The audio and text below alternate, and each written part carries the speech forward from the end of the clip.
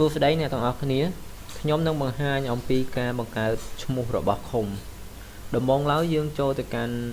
លើ menu setting បន្ទាប់មកយើងចូលទៅកាន់ location បន្ទាប់មកយើងធ្វើការ click ទៅលើខ្មែរ location ឥឡូវនេះយើងចូលមកដល់ទីតាំងខេត្ត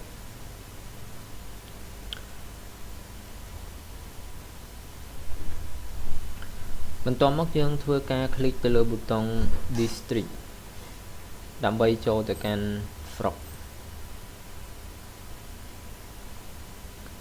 ឡូវនេះគឺយើងចូលមកដល់ទីតាំងរបស់ស្រុកបន្ទាប់មកយើងធ្វើការ click ទៅលើ commune ដែលយើងចង់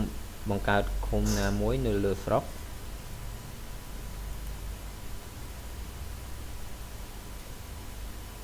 ឥឡូវនេះគឺ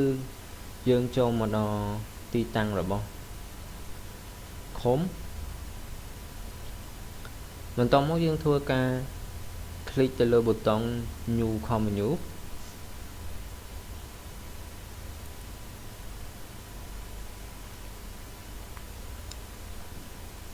បន្ទាប់មកវានឹងបង្ហាញប្រអប់ដើម្បីយើងបង្កើតឈ្មោះស្រុកថ្មី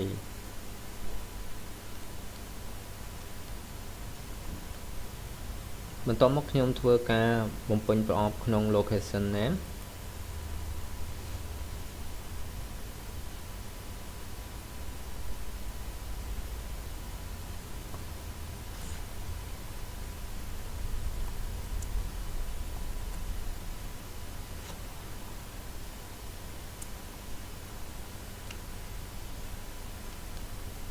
បន្ទាប់មកខ្ញុំធ្វើការបំពេញឈ្មោះឃុំដែលជាអក្សរខ្មែរ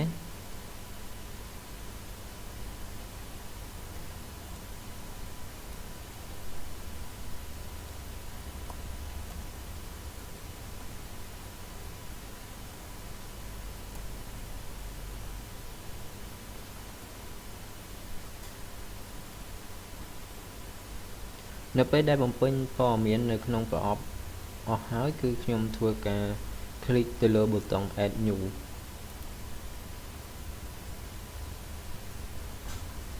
នេះគឺជាឈ្មោះស្រុកដែលខ្ញុំបានបង្កើតអំបញ្ញមិញ